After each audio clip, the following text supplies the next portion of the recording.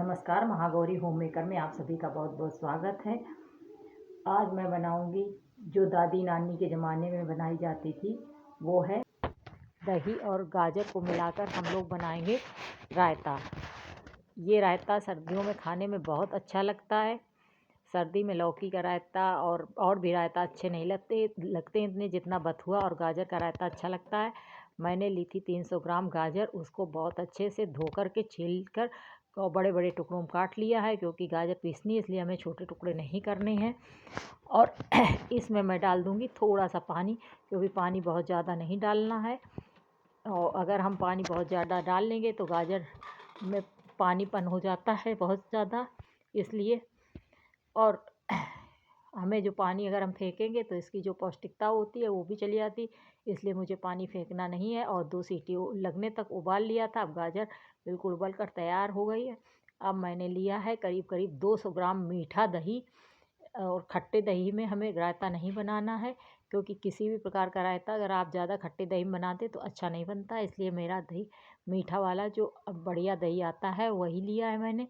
और इसको मिक्सी के जार में डाल करके मैंने फेंट लिया है, चिकना होने करके एकदम से।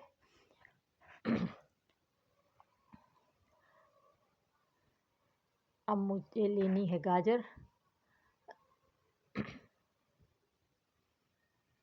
गाजर को भी डाल करके अच्छे से पीसना रहेगा।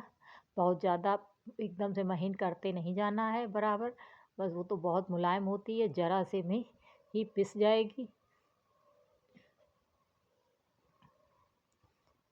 गाजर पिस गई है। अब मैंने इसमें हरा मिर्चा नहीं डाला था, अब मैं इसमें हरा मिर्चा डाल रही हूँ। मुझे तो गाजर में रायते में हरा मिर्चा बहुत पसंद है। मिर्चा भी पिस गया है।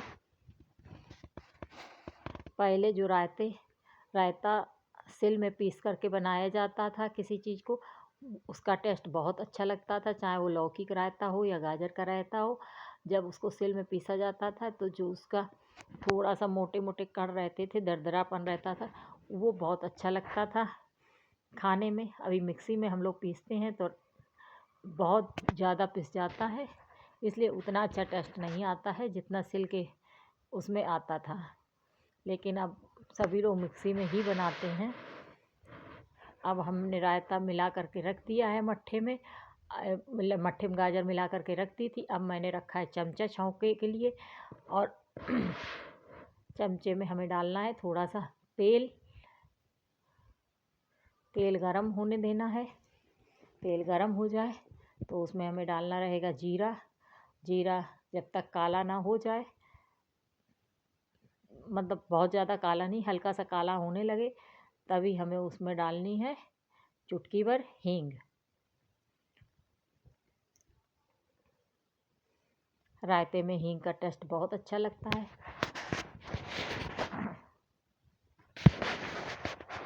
अगर हम हींग को जीरा के साथ में डाल देते हैं तो हींग जल जाती है, इसलिए हमें डालनी रहती है हींग। हमें जब छौंकना हो तो तुरंत पहले ही डालनी रहती है, जब जीरा भुन जाए तब। अब हमें इस छौंके को डाल देना है रायते में।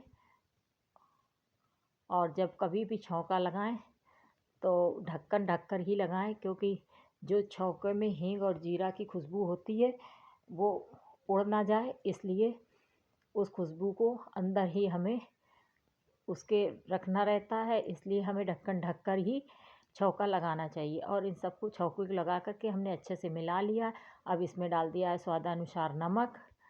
नमक डालने के बाद में अब हम इसमें डालेंगे धनिया। अब हमें डालना है काला नमक, और थोड़ा सा डालेंगे इसमें भुना हुआ जीरा। काला नमक और सफ़ेद नमक जब दोनों डाल करके बनाते रहता है तो बहुत अच्छा लगता है।